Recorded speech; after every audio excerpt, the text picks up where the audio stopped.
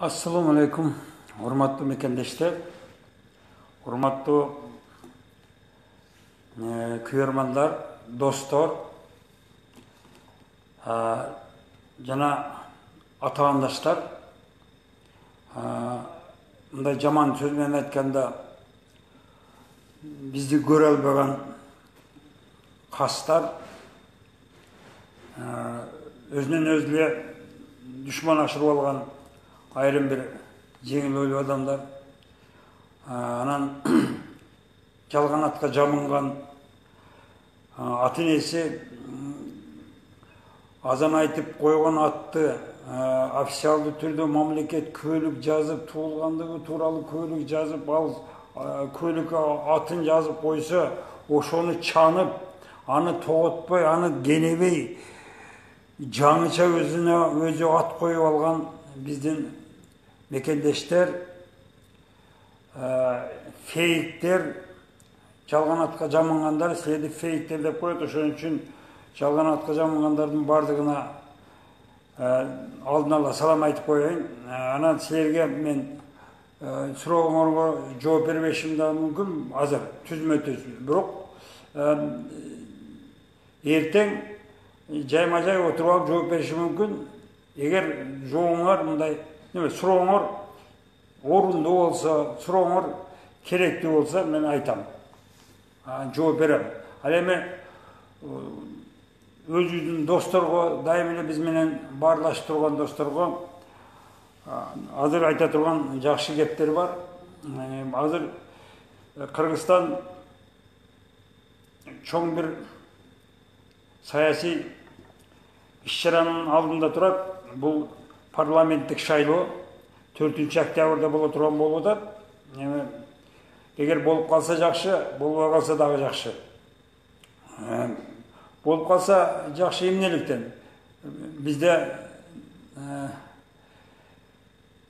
неме сакталат, бюджетте акча кетет, бирок эгер азыр болуп калса, эмдиги жылы калбаса, анда биздин акча бир топ эки неме үнөмдөлөт. Анан эгер эмдиги жылга калып кете турган болсо, анда акча үнөмдөлбөйт. Эми шайлоо деген эмне өзү? Шайлоо кимдир бирөөлөр үчүн бул шайлоо адилеттүүлүктү орнотуу, жакшы заманга карай умтулуу, жакшы реформанын алдын алуу, ушу башталышы деп да айтышат да. Бирок кээ бир адамдар муну өзүнүн кызыкчылыгы үчүн пайдаланып, өзүнүн бир топтун, бир банданын, бир партиянын кызыкчылыгы үчүн ойлонуп табылган иш-чара болуп калышы мүмкүн.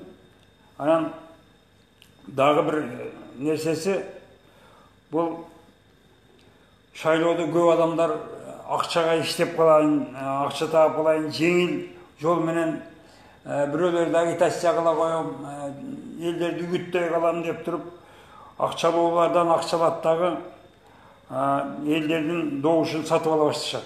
Мына ушул нерселер биздин Кыргызстанда аябай өнүккөн, 29 жылдан бери өнүкпөй, өзгөрбөй, алдыга жылдап келатканыбыздын бирден бир себеби, кечиресиздер, келатканыбыздын бирден бир себеби ушул өнөктүктү туура эмес пайдалангандыктан болуп атат. Урматтуу мекендештер, аны сиздер жакшы билесиздер, мен айтпасам деле. Сингапур деген мамлекет бар. Түштүк Чыгыш Азияда. Бу жерде картадан деле көрсөтүп коеюн, мында турат. Мына көрүп коюңуздар, бул Сингапур деген мамлекет. Мына ушу Сингапур. Индия океанын түндүк тарабында, түндүк чыгыш тарабында Индонезия мамлекетине жакын, Вьетнамдын жакын мамлекет. Ушул Сингапур мамлекетинин экономикасын бир 10 жылдын ичинде эле өнүктүрүп, алдыңкы 20 мамлекеттин катарына, алдыңкы 10 мамлекеттин катарына кошуп койгону Ли Хуан деген киши болгон. Ал ошол мамлекеттин жетекчиси, президенти же премьер-министри каякта мен жакшы билбейт экенмин. Ошол киши айткан экен да, анын бир сонун сөзү бар экен. Мен ошондо интернеттен таап алып жазып алдым эле. Шайлоого канчалык көп каражат жумшалган сайын, шайлоолорго канчалык көп каражат жумшалган сайын, ал өлкөдө коррупция ошончолук күч алат, өөрчүйт депти. Кыскасы, бизде эмне үчүн коррупция күчөп атат? Себеби бизде ар бир шайлоодо, референдумда көптөгөн чоң акчалар иштелет, жумшалат. Ошонун кесепетинен бизде коррупция күчөп атат. Коррупциянын башы ушу шайлоо. Шайлоо экенин сиздер жакшы билесиздер. Эми бул боюнча мен сиздерге айтып коеюн, эмне үчүн дүйнөдө ушундай түрдүү шайлоолор болот. Бардык мамлекеттерде бирдей эмес да, ар мамлекетте ар башкача. Алардын шайлоолордун өткөрүү тартиби дагы ар башкача. Мисалы, мен окушумча Англия мамлекети бул эми мындай демократия өнүккөн, мамлекеттик түзүлүш дагы өнүккөн мамлекет. Ал мамлекетте шайлоолор дагы бир топ адилеттүү өтөт деп ойлойм. Ошон үчүн ал жерде мындай экен. Адам ал жерде шайлоочу өзү мындай кылат экен да, 2 ай мурда шайлоого мен катышам деп өзү арыз жазып, шайлоо участогуна барып арыз жазып таштап кетет экен.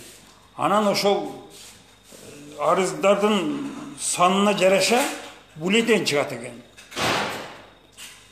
Бул деген аябай эконом болуп атпайбы?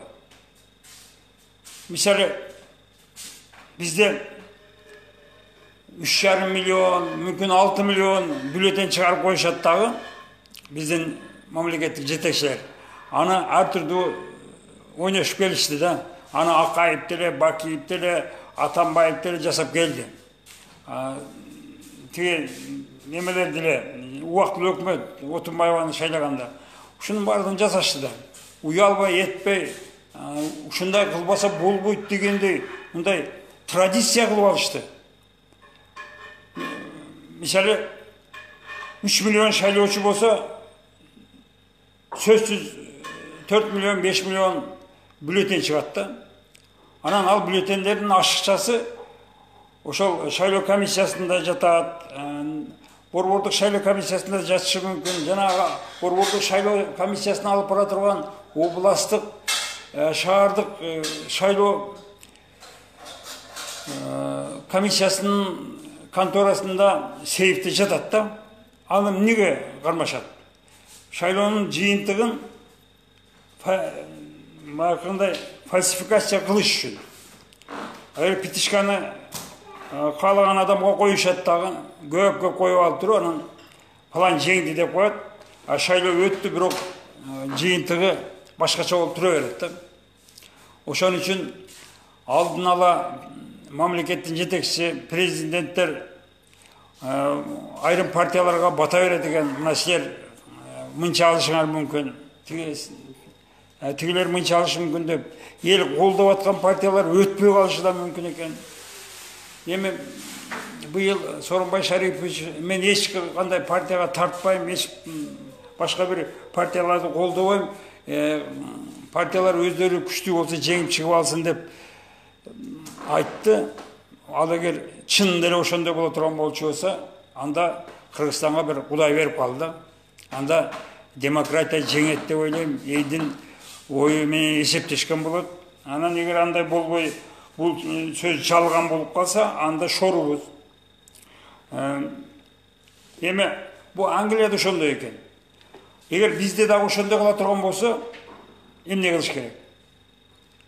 Ошо 2 ай мурда арыз жазып алып келип таштаган болсо, ошолор шайлоочу болуп неме катталмакта. Ал эми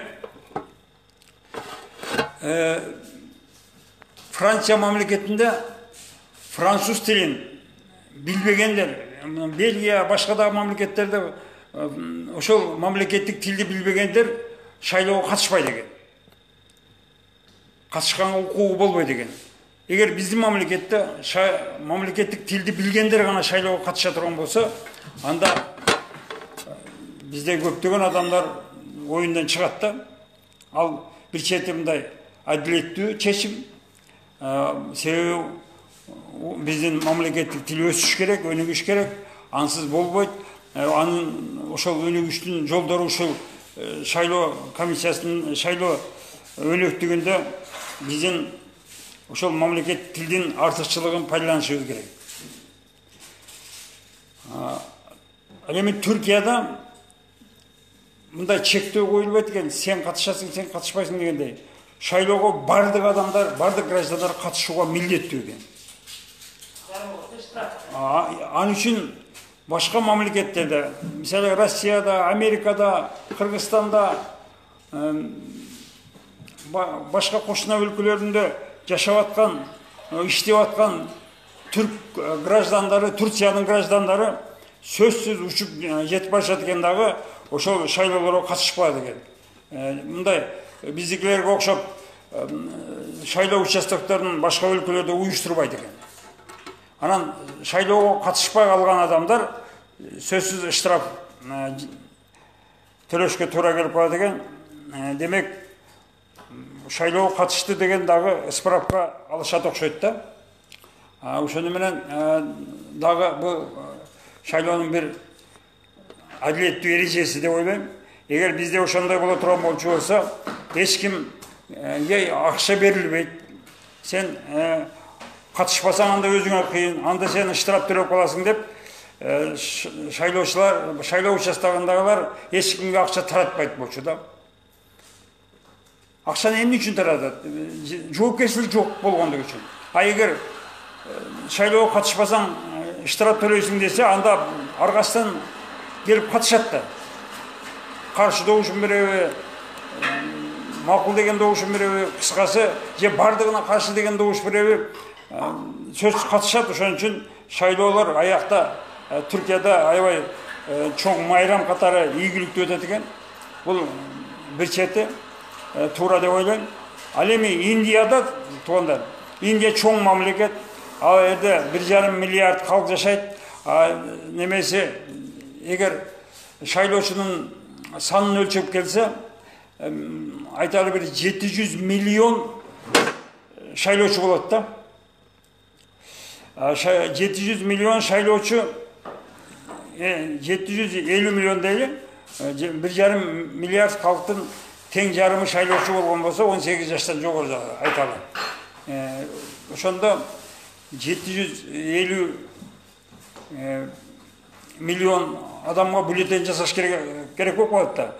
Бирок Индия муну түшүнгөн дагы, булар дагы экономикалык жактан аябай түшүнгөн эл, колунан келген немесин кылышат булар дагы. Индияда бардык эле шайлоочу боло албайт экен. Ал жерде ар 5-10 үй бүлөдөн бир шайлоочу барат экен. Аны орусча айтканда выборщик болот экен да. Анан булар ошол выбордо өздөрүнүн кошуналарынын, досторунун, туугандарынын наказдарын аткарып, ошол кайсы бир партияга добуш беришке милдеттүү болуп калат экен да, ошол жерде добуш беришет экен да. Эгер бизде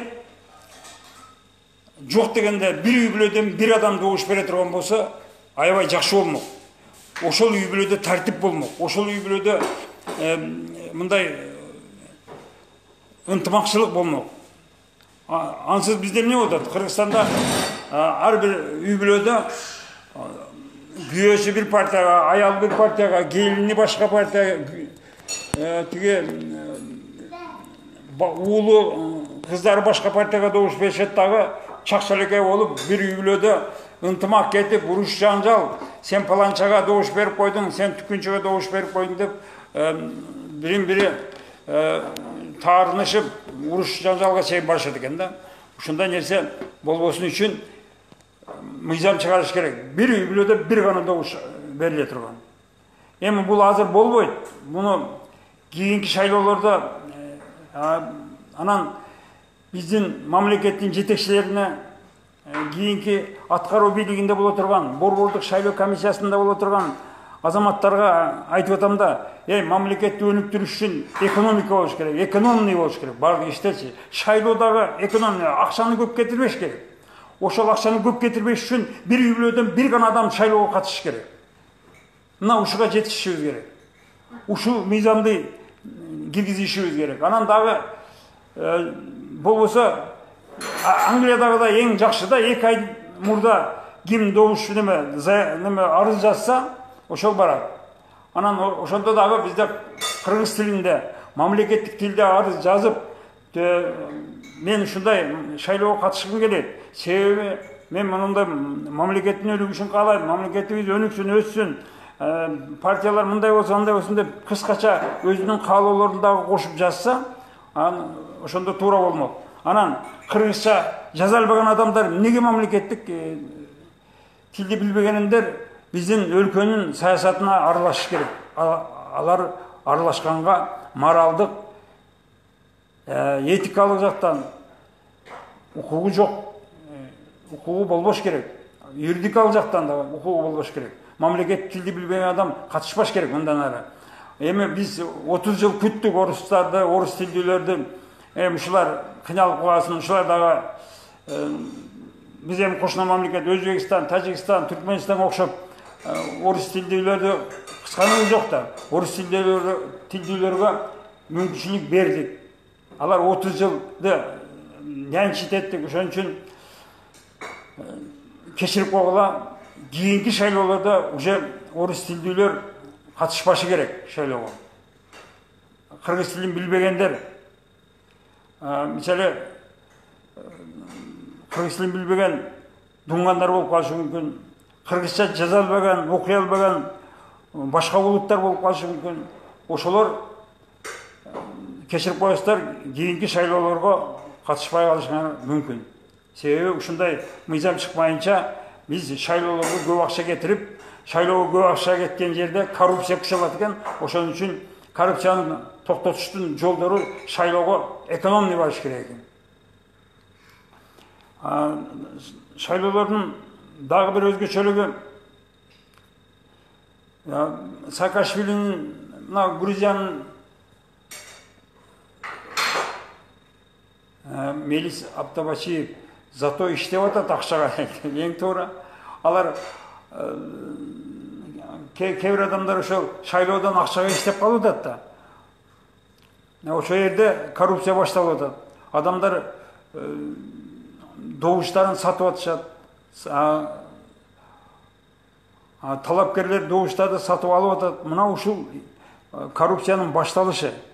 Эгер биз дагы эле сатып ала бере турган болсок, биз дагы эле добуштарды сата бере турган болсок, Кыргызстан дагы 30 жыл болсо дагы өнүкпөйт, өспөйт, ушундай акыбалда буксабайт этип тура берет.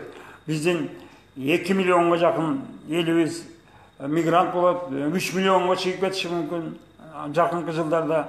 Эгер ушундай бизде коррупция күч ала бере турган болсо, бизде талааларда тракторлор жүрбөй калышы мүмкүн, комбайндар жүрбөй калышы мүмкүн, завод, фабрикалар иштебейт, дагы иштебей калышы мүмкүн. Жаңы заводдор, жаңы фабрикалар курулбай, мектептер курулбай, медицина тармагы бүт аркага кетиши мүмкүн. Эгер коррупция күч ала берсе. Мына азыр ушул майда нерселерди биздин кечеги, мурдагы, илгерки 29 жылдан бери депутат болуп жүргөн, анан мамлекеттик аткаруу кызматында иштеген, президенттик аппаратта иштеген биздин өзүбүздүн улутташтар, азаматтар ушуга жооп бериш керек. Моралдык жактан булар күнөөлүү. Себеби алар мамлекетти ушул акыбалга алып келишти. Өз эне тилин билбегендердин кереги жок дейт. Жок, өз эне тилин билбегендердин гана эмес. Биздин Кыргызстанда 30 жылдан бeri жашап аткандар Кыргызстан деген Кыргыз Республикасы деген эгемендүү мамлекетте жашап аткандар мамлекеттик тилди билбесе алардын эмне кереги бар? Сиз кайсы партия менен шайлоодо катышасыз? Мен аны айткым келбейт, себеби азыр шайлоо өнөктүгү башталып элек. 4-сентябрдан баштап кайсы партияда экендигибизди, кайсы партиядан чыгарыбызды айтабыз. Азыр мен эч кандай партия жөнүндө сүйлөгөнүм жок. Азыр биздин Кыргызстандагы шайлоо системасынын туура эмес экендиги жөнүндө сөз болуп атат. Эми туугандар, бизде ушул сөздөрдү элдер угуп калсын үчүн сиздер мындай бөлүшсөңүздөр, эмнеде поделиться деген жери бар, ошону басып коесуздар. Анан тиги досторуңар угат, тааныштарыңар, анан жаман көргөн душманыңар болсо да жибергиле, алардын да башы оорусун да, биздин эле башы ооро берсин. Мына эми ушундай шартта азыр Кыргызстанда өнүгүү болсун үчүн шайлоо системасына дагы көп жаңылыктарды киргизсе болот. Бизде ушу 29 жылдан бери Акаевдин убагында, Бакиевдин убагында, Атамбаевдин убактылуу өкмөттүн убагында шайлоо системасын мындай урдабай турган, фальсификация болбой тургандай кылып көрсөтүшкө аракет кылышты да. Кухня өчкөндө 180 градуска бурулдуңуз дейт. Мен азыр кухняда отурам өзүм, бирок мен өзүм башка өзүмдүн кызымдын кухнясында отурам да, ошон үчүн силерге аны мактанбай эле коеюн дедим эле. Биз баарына каршы добуш беришибиз керек. Анын арда туура баарына каршы добуш берсеңер өзүңөр билесиңер, бирок мен шайлоо системасынын туура эмес экендигин айтып атам. Бюллетендерди ашыкча чыгарбаш керек. Жанагындай шайлоону өткөрүштүн жолдору дагы бизде татаал болуп атпайбы? Чындап эле стадионго артисттерди чакырып, ыйсыларды топтоп алып, элди чакырып алып, ошол жерде кыйкырып өкүрүп, элге агитация кылыштын өзү кажат жок экен да. Жамбылчы күрөөнү төктүңөрбү 5 миллион деди.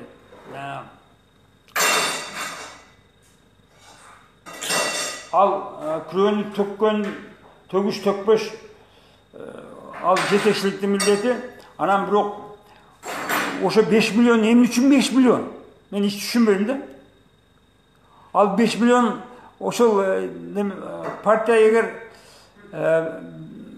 1,5% чейин бекен неме топтай албаса, же 15% чейин добуш топтай албаса, ал Болбордук шайлоо комиссиясынын учетунда кала берет экен. Ал учетто калып калган акчаны мамлекеттик бюджетке төгүшөбү же төгүшпөйбү? Менимче ушуну жөн эле ошол Болбордук шайлоо комиссиясындагылар бөлүп алышат деген эле, как премиальный катары бөлүп алышат деген ойдомун. Мына ушул акмакчылыкты да токтотуш керек. 5 миллион неге, эмне үчүн 5 миллион, эмне үчүн 4 миллион эмес, эмне үчүн 6 миллион эмес? Ушул жазылган эмес. Бул конституцияда жок нерсе. Анан муну законго киргизүүчү алып эле өздөрүнө ылайыкташтырып, мурдагы депутаттар, олигархтар, акчасы бар, али биринин бири алда ойногон депутаттар ушундай жолдор менен жаңы мыйзамдарды токуп чыгарып алышып эле жайлап атышат да. Мындай болбош керек. Мамлекетти ушинтип өнүктүрбөй кармап турушат да, эсептелүү адамдар. Жанагындай чоң лозунгдарды дагы илиштин кажаты жокпу дейм да. Андан көрө жөн эле баракча таркатыш керек. Баракчанда бул шайлоодо оюн, жоок, концерттер болбойт дейт. Ушул туурабы же сиздин оюңуз? Туура эле оюн, жоок болбой эле койсун. Анын эмне кереги бар? Эгер чындап партия ондай реформа жасайбыз деген партия келе турган болсо, ал партия жасай берсин реформасын. Анан кандай реформаларды жасай тургандыгын бир барак кагазга толтурса болот да. bir 9-10 пункттан турган концепцияны жазып туруп, ошону элге таркатып коюш керек. Ошо менен эл түшүнүп, мынау партия мындай кылат турбайбы деп өздөрү каалаган адамды добуш бере берет да. Өзү биздин Кыргызстанда 94-жылдан бери туура эмес шайлоо жүрүп атат.